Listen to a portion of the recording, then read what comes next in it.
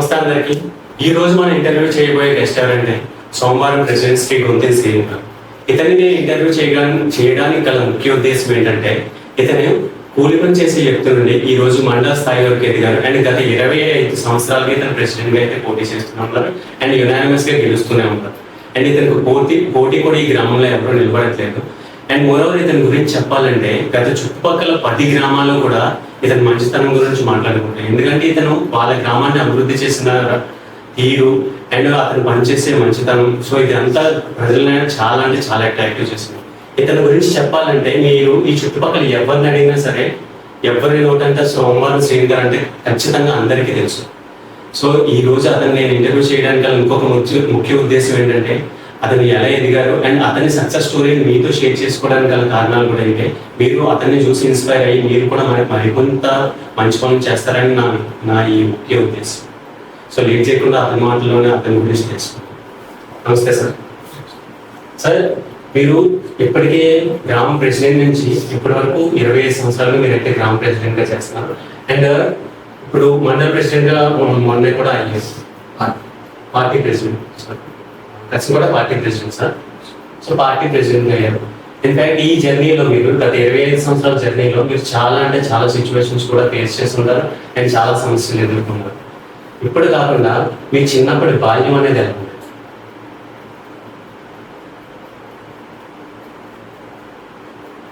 అప్పుడు మీరు ఎక్కడ చదువుకున్నారు, ఎక్కడి నుంచి మొదలైంది, ఏం చేశారు?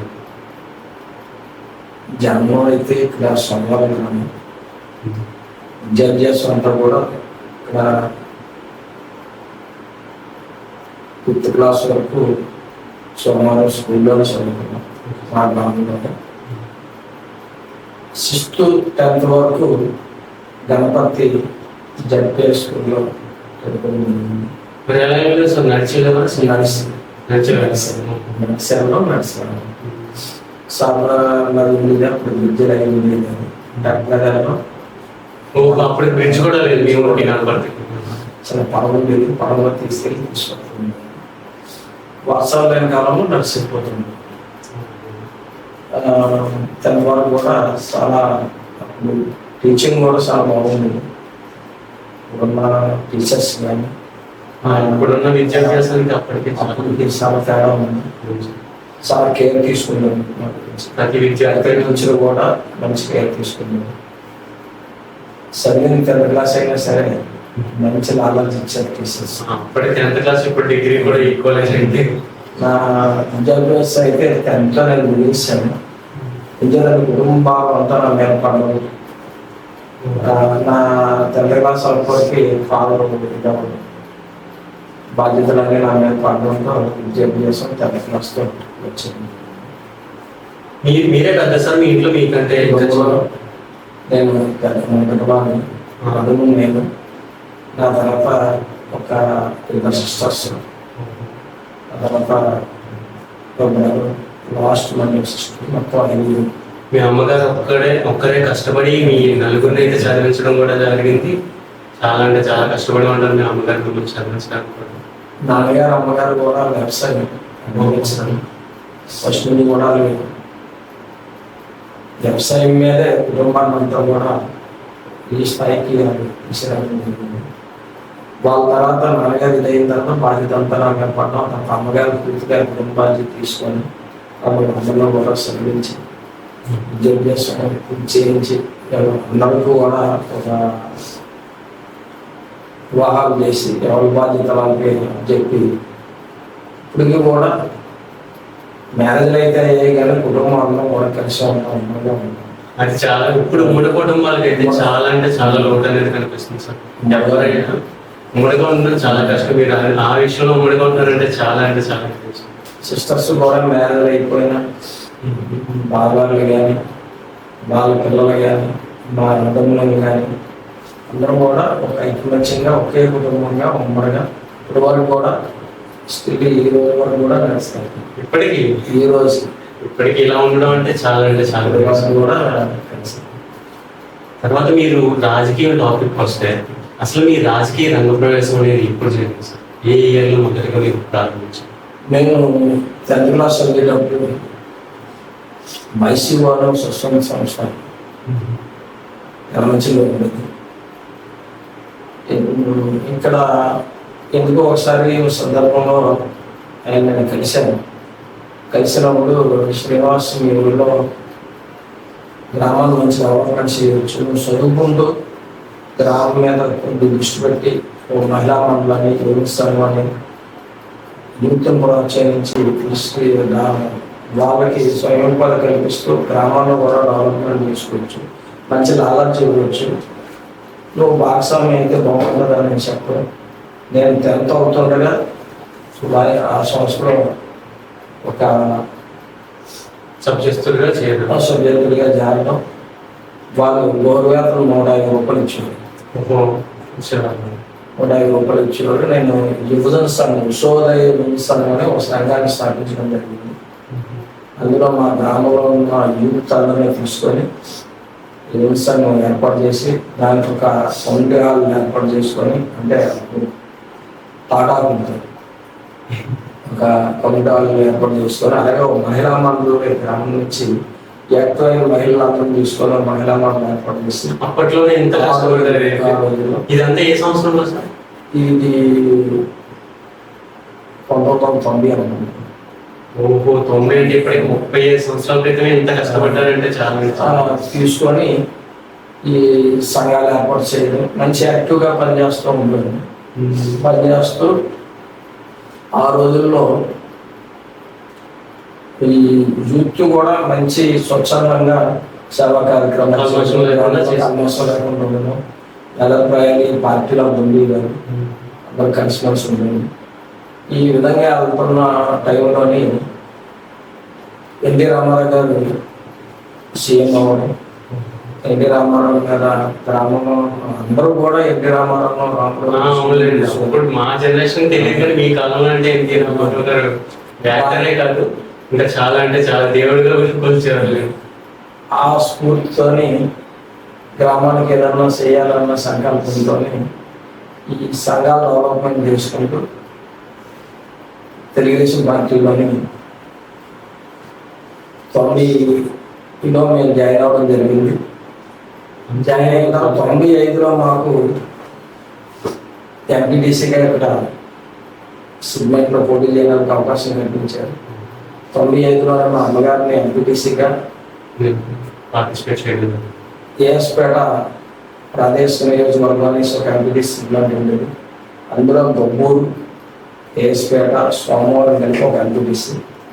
అక్కడి నుంచి మా అమ్మగారిని ఎంపీటీసీగా ఎన్నుకోవడం.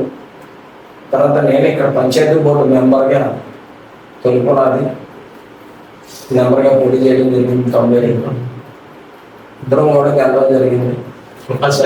ఫస్ట్ టైమే. మొదటిసారి ఎప్పుడు సార్? 95లో గెలవడం జరిగింది.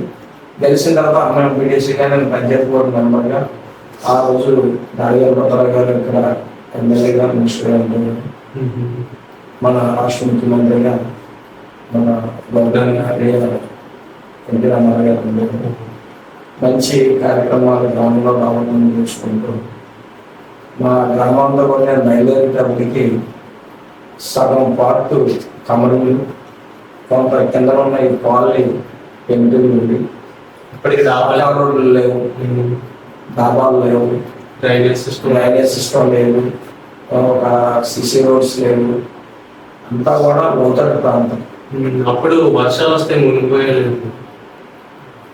ఆ టైంలో నేను గ్రామం మీద ఒక ఇంట్రెస్ట్, ఈ గ్రామానికి ఏదో ఒకటి చెయ్యాలన్న సంకల్పంతో ఫ్యాన్ అయితే మైసూరు సంస్థ, ఆ సంస్థ అందులో మేము సంఘం పెట్టి ఆ యూత్ ఉన్న సేవా కార్యక్రమాలు చేసుకెళ్ళడం వల్ల ఈ ఆలోచన మాకు కలిగింది.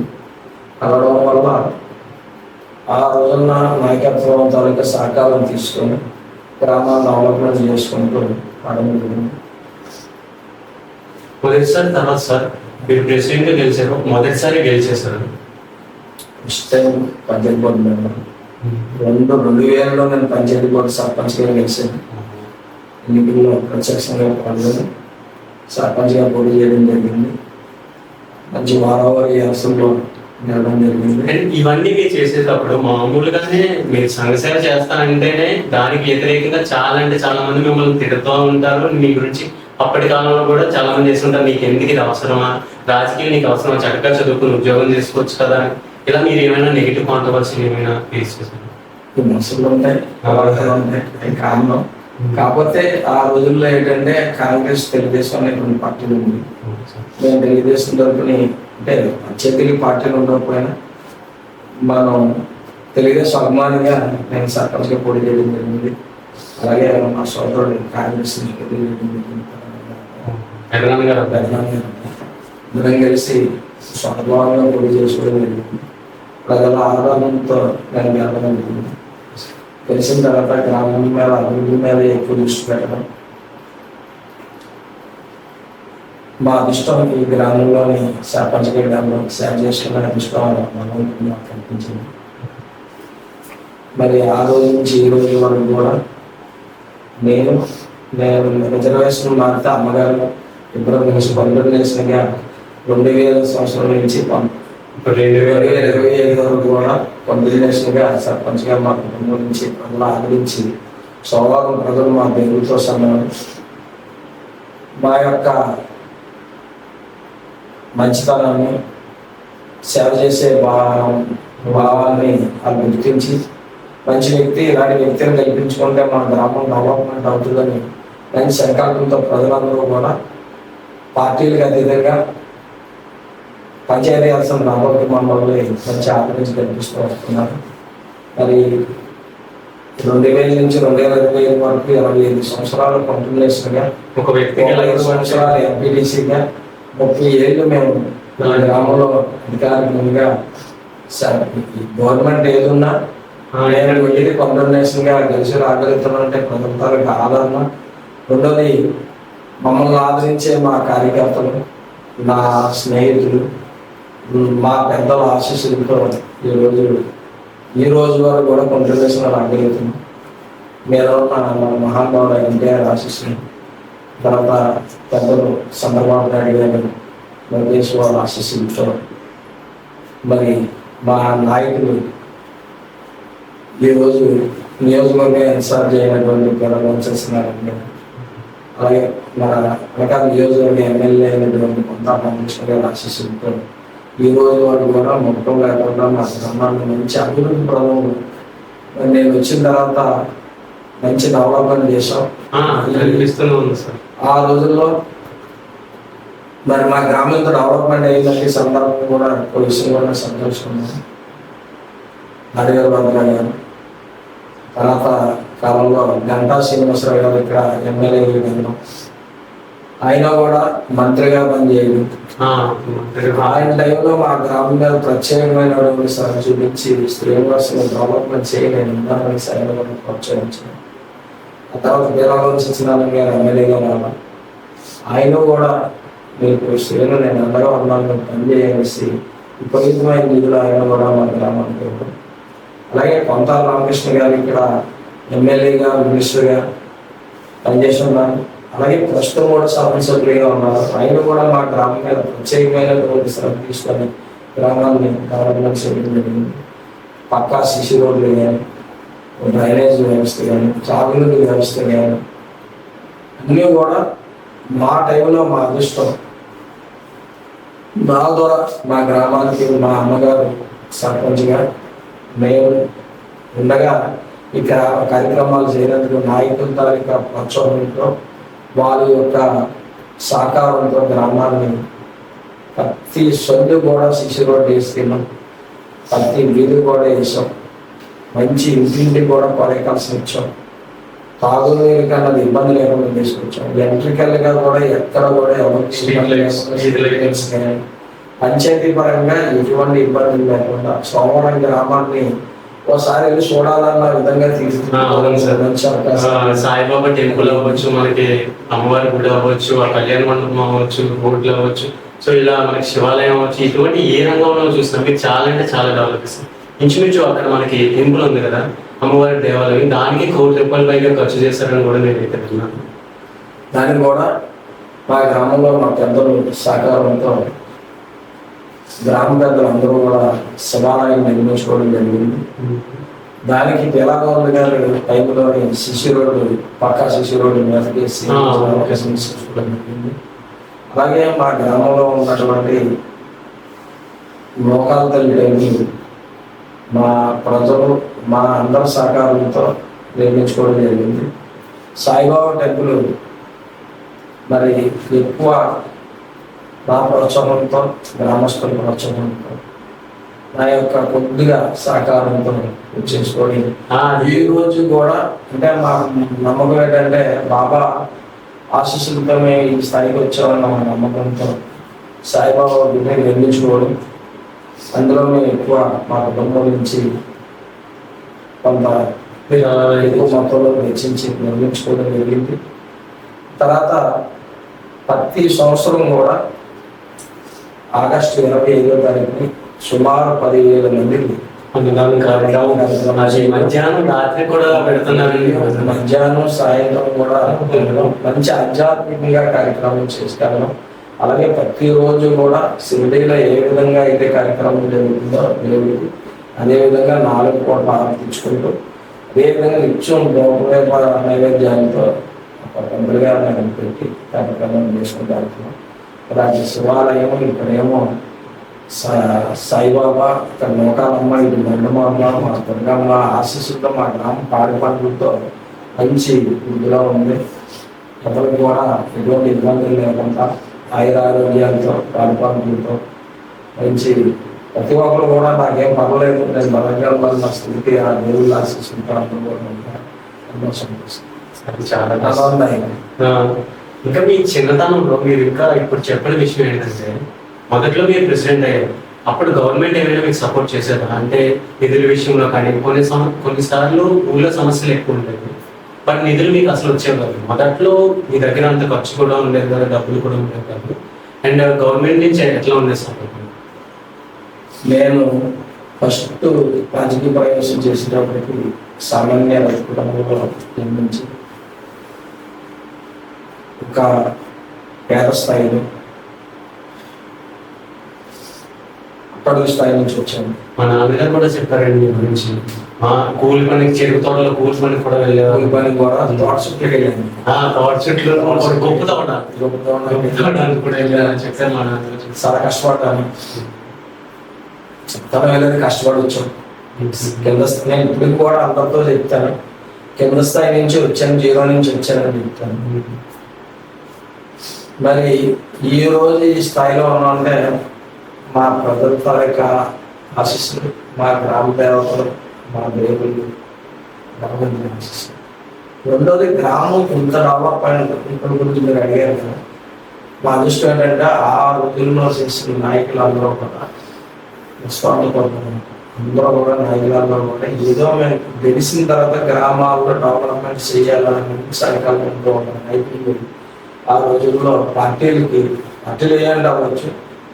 ప్రతి గెలిచిన లీడర్లు కూడా దర్గాబ్రదర్ గారు కానీ, అలాగే కొంతాల రామకృష్ణ గారు కానీ, మరి గంటా శ్రీనివాసరావు గారు కానీ, పేలా నోన్ సత్యనారాయణ గారు కానీ, భావోద్వేగాలు లేకుండా పనిచేసే రోజు మళ్ళీ రామకృష్ణ గారు కానీ మంచి వాళ్ళ పాత్ర పోషించింది. మరి మా గ్రామంలోని ఒక చిన్న గ్రామం, ఒక కళ్యాణ మండపం ఉంటుంది. బ్యారేజ్ చేసుకోవచ్చు, బ్యారేజ్ చేసుకోవచ్చు. చైర్స్ కూడా చాలా బాగా కనిపించారు. అలాగే మరి కొండ రామకృష్ణ గారి టైంలో సర్వాలని మీద గణపతికి సోమవారానికి మధ్యనే ఒక వారం గురించి కట్టించారు. ఎవరి కాలంలో సార్? కొండ రామకృష్ణ మినిస్టర్గా ఉండగా ఆయన సుమారు ఆ రోజుల్లో ఒక 10 కోట్లు పెట్టి మంచి బ్రిడ్జిని నిర్మించడం జరిగింది. ఆ కాలంలో చాలా. మరి ఆయన టైంలో 18 కోట్లు పెట్టి నర్సాపురం గ్రామం చుట్టుపక్కల నియోజకవర్గ చుట్టుపక్కల గ్రామాలన్నీ కూడా పాడిపంటలతో మంచి పుష్కలంగా ఉన్నాయంటే, ఎక్కడ చూసినా పచ్చదనం కనపడుతుందంటే కారణం రామకృష్ణ. నర్సాపురం గ్రామం ఆ ఊరిలో ఆయన ఆలోచించి ఒక పక్కాగా ఒక గ్రామం నిర్మించారు. 18 కోట్లు. లేదంటే చాలా దాని విలువ కట్టలేదు. మరి అలా డామ్ కట్టడం వల్ల పుష్కలంగా ఎండాకాలం వర్షాకాలం లేకుండా నిత్య నీరు ఉంది. రెండోది ఆ రోజుల్లో ఎండాకాలం రాకపోతే డామ్ లేనప్పుడు వాటర్ లెవెల్స్ లేక బోర్లు వచ్చింది, బోర్లు పడి. మరి ఈ రోజు ఎక్కడ దొరికినా 100 అడుగులు మించి మనకి అడుగుల్లోనే మనకి కారణం అక్కడ నీళ్ళు నిల్వ ఉండడం వల్ల వాటర్ పెరిగి ఇలా పుష్కలంగా బోర్ తెగిపోతుందన్న పరిస్థితి లేకుండా మనకు పుష్కలంగా ఇంకుడు గుంతల ప్రభావం కూడా చాలా మంది ఇప్పుడు పెడుతున్నారు.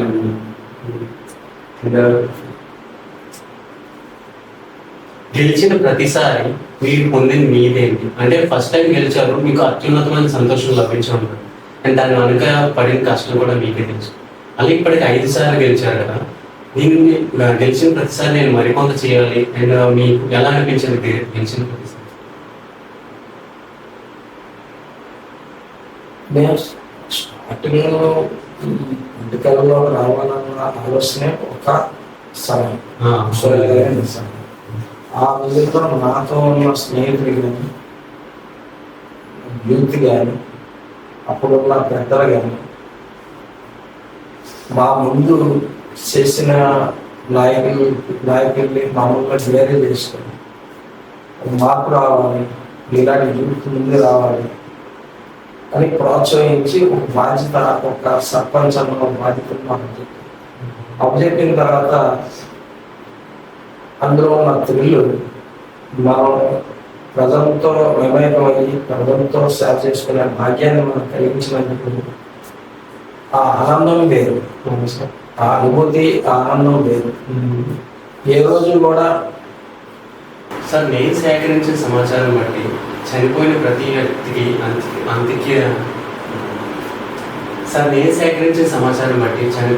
వ్యక్తికి వాళ్ళ ఇంట్లో దహన సంస్కారాల కోసం 10,000 మరియు ఎవరైనా పేరెంట్ పెళ్ళికి వివాహం అయితే వాళ్ళకి 25,000 నుంచి ₹1,00,000 వరకు చేతి సాయం అయితే చేస్తున్నారు కదా మీరు. ఈ సాయం చేస్తున్నారు అండ్ దీని వెనక ఏదైనా కారణం ఉందా, లేదంటే నేను కూడా అటువంటి ఒక కింద స్థాయి నుంచి వచ్చాను అని చెప్పేస్తున్నారా, లేదంటే ఒక రాజకీయ నాయకుడి నుంచి ఏదైనా ఎక్స్పెక్ట్ చేస్తున్నారని చెప్పేస్తున్నారు? ఈ కార్యక్రమం ఎందుకు స్టార్ట్ చేయడం జరిగిందంటే అంత్యక్రియల వల్ల ఆ కష్టం తెలుసుకుంది. మా నాన్నగారు చనిపోయేటప్పుడు ఆ రోజు నేను నా సంస్కారం గురించి సాధారణ పడింది. ఈ ఇబ్బంది ఎవరికి కలగకూడదు.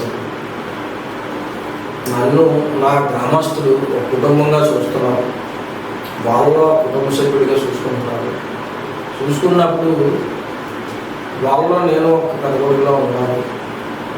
వాళ్ళ చిన్న ఉత్సాహంగా ఆ కుటుంబంలో సభ్యుడిగా మనలో పాల్పంచుకోవాలన్న మంచి సంకల్పంతో ఫస్ట్లో ఒక ₹5,000 ఏ ఇంట్లో కష్టం జరిగినా ఎవరు చనిపోయిన దాన సంస్కారాల గురించి ఇవ్వడం జరిగేది.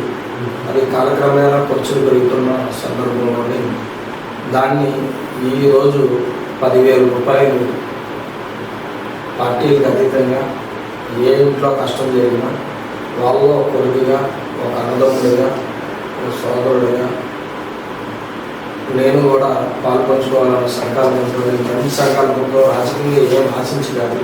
ఆశిస్తే ఒక పార్టీ వరకే చేస్తాం. అలా కాకుండా పార్టీలకు అతీతంగా అందరూ ఏ ఇంట్లో కష్టం జరిగినా సరే మనం ఒక ₹10,000 తీసుకెళ్ళి ఇవ్వడం జరుగుతుంది. అలాగే ఈ రోజు వరకు కూడా నేను స్టార్ట్ చేసిన కానించి ఈ రోజు వరకు కూడా కంటిన్యూస్గా ఈ కార్యక్రమాన్ని కంటిన్యూస్గా చేసుకుంటూ వస్తున్నాం. రెండోది వివాహం ఆడపిల్లలు. మా ఇంట్లో మా తోబుట్టు సిస్టర్స్ ఎలాగో ప్రతి కుటుంబంలోని నేను ఇందాక చెప్పాను, ఒక కుటుంబంలో ఒక అన్నదమ్ముడిగా, ఒక పెద్దవాడిగా, అంటే కొడుకుగా భావించుకుంటున్నాను నేను చెప్పిన సందర్భం ఉంది. అదేవిధంగా ఏ ఇంట్లో ఏ ఆడపిల్ల పెళ్ళైనా సరే ఓ కింద స్థాయి నుంచి వచ్చిన వ్యక్తిగా నాకు ఆ సమస్యలన్నీ కూడా తెలుసు. ఆ ఉద్దేశం మీద ఎంతో కొంత అలా సహాయపడాలన్న సంకల్పంతో ఒక 10,000 నుంచి ఆ కుటుంబ పరిస్థితులు పెట్టి, మరీ పేదవాడైతే కొద్దిగా పెంచుకుంటూ, పర్లేదు అన్న వాళ్ళకి ఒక 10,000 రూపాయలు, అలాగే మరీ పేదవాళ్ళు ఉంటే ఒక 50,000 రూపాయలు, 1,00,000 రూపాయల వరకు కూడా ఆ పరిస్థితులు పెట్టి, కుటుంబ పరిస్థితులు పెట్టి, ఆ తాలూకా స్థితిగతులు బట్టి ఆ రోజున్న పరిస్థితులు పెట్టుకొని మనం సాయం చేసుకుంటూ వెళ్తున్నాం. అలాగే వైద్యపరంగా కూడా ఎక్కడ కూడా ఎవరి కష్టం జరిగినా వాళ్ళు ఒక అందముడిగా, ఒక సభ్యుడిగా నాకు సాధ్యమైనటువంటి సహాయాన్ని చేసుకుంటూ నేను వెళ్తున్నాను. దీనిలో రాజకీయంగా ఏం ఆశించగలరు, ఏ రోజు కూడా ఈ కార్యక్రమం చేయడం వల్ల మనకి ఓట్లు వస్తాయన్న భావంతో అయితే నేను ఏ రోజు చేయలేదు. నేను పొలిటికల్ గురించి అడుగులో చెప్తున్నాను. ఒక మంచి సంకల్పం పెట్టుకున్నాం. ఎందుకంటే వ్యక్తికి మనం సహాయపడితే భగవంతుడు ఎప్పుడు కూడా మనం సహాయపడుతూ ఉంటాడు, మనకి మన కుటుంబానికి సహాయపడుతూ ఉంటాడు. భగవంతుడు ఒక అవకాశాన్ని మనకు ఇచ్చాడు. ఇవాళ ఈ స్థాయిలో ఉన్నామంటే, ఇంత వృద్ధిలో ఉన్నామంటే మా గ్రామ ప్రజల తాలూకా ఆశీస్సులు, పెద్దల తాలూకా దేవుళ్ళు, వాళ్ళ తాలూకా అందరి ఆదరాభిమానాల వల్ల ఈ స్థాయిలో ఉన్నాం. కాబట్టి ఆవులో నేను ఒక కుటుంబ సభ్యుడిగా సహాయపడాలని సంకల్పంతో ఈ కార్యక్రమం చేశాను. కానీ ఎవరికి రాజకీయాలకి ఎటువంటి పావు లేదని సందర్భంగా నేను తెలియజేస్తాను. అండ్ ఇంకా చెప్పాలంటే ఏ ప్రెసిడెంట్ అవనివ్వండి, ఏ రాజకీయ నాయకులైనా అవనివ్వండి, ఒకటిసారి 2 సార్లు గెలవడమే చాలా గ్రేట్. అటువంటిది గత 25 సంవత్సరాలు గెలుస్తూనే వస్తున్నారు. అండ్ పోటీ కూడా లేదు. ఇంకా ఇలాంటి ఘటన నేను ఎక్కడ చూసానంటే బీహార్ సీఎం నితీష్ కుమార్ గారు. సో అతను కూడా గత 25 సంవత్సరాలుగా అయితే ఒకరే సీఎం, అతను కూడా గెలుస్తున్నారు. అలాంటి గంత మా ఊరు పక్కన మిమ్మల్ని చూడడం నాకైతే చాలా అంటే చాలా అనిపించింది సార్. అసలు ఇంత ఆధారం మీరు ఎలా పొందారు ప్రజల నుంచి? మంచి సంకల్పం ఉంటే ఏదైనా సాధించవచ్చాను. నేను చిన్నప్పటి నుంచి ఒక నడవడిక ప్రజలు తాలూకా వాళ్ళ ఆదరణలను చూడబడుకుంటూ వాళ్ళు ఒకరినయ్యి వాళ్ళతో కలిసిమెలిసి వాళ్ళ కష్టాలు సుఖాలు అన్నీ కూడా తెలుసుకొని మనం ఏ స్థాయి నుంచి ఈ స్థాయికి వచ్చామో, నేను స్టార్టింగ్లోని సర్పంచ్గా పోటీ చేసేటప్పుడు సెంటు భూమి లేనివాడికి నీకు రాజకీయం ఎందుకని ఏలం చేసిన రోజులు ఉన్నాయి. అప్పుడు కూడా విమర్శ సందర్భాలు ఉన్నాయి. ఏ రోజు కూడా కుంపుకోలేదు. నా వెనకాల నా స్నేహితులు కానీ. మరి మీ అమ్మగారు ఎప్పుడైనా తిట్టారా సార్ ఇలా నీకే మనకి ఎందుకమ్మ రాజకీయం కూడుకొని చేస్తాను చెప్తాను. నా వెనకాల ఉన్న నా స్నేహితులు కానీ, గ్రామ ప్రజలు కానీ వాళ్ళు చూపిస్తున్న ఆధారణ ముందు ఈ విమర్శలు ఏవి కూడా నా ముందు కనపడలేదు. నా మనోధైర్యాన్ని దంతి లేదు. కుటుంబ సభ్యులు అంటూ ఉండేవారు, బాబు ఏదైనా మంచి ఉద్యోగం చేసుకోవచ్చు కదా, తప్పకుండా ఏదైనా మంచి వ్యాపారం చేసుకోవచ్చు కదా, మనకి ఇది అవసరం అనేసి అన్న సందర్భాలు అయితే ఉన్నాయి. అలా ఇవ్వరు. మనం ఒక సంకల్పంతో వచ్చాం. నేను స్టార్టింగ్లో చెప్పాను, ఒక మంచి సంస్థని ద్వారా పేరును పొంది ఒక సంఘాన్ని పెట్టి సంఘంలో నాతో సహోదరులు అందరూ కూడా మంచి భావంతో ఊరికి ఏదన్నా చెయ్యాలి, గ్రామంలో పుట్టాము, గ్రామంలో పెరిగాము, ఏదన్నా మంచి చేసి పోవాలన్న సంకల్పంతో మనం ఒక మంచి నిర్ణయం తీసుకొని ఇలా గ్రామంలోని మనం మంచి కార్యక్రమాలు చేసుకొని వెళ్తాము. నాకు దేవుడిచ్చిన వరం ఏంటంటే, మరి ఇలా నేను రాజకీయ ప్రస్థానం సర్పంచ్గా మొదలైన రోజులకి ఈ రోజులకి చాలా తేడా ఉంది. ఆ రోజుల్లో నా గ్రామం సరైన నీటి వసతి లేదు, మంచినీటి వసతి లేదు, సరైన గ్రామాభివృద్ధి లేదు. ఆ టైం నుంచి మొదలు పెట్టుకొని ఈ 30 సంవత్సరాల కాలంలో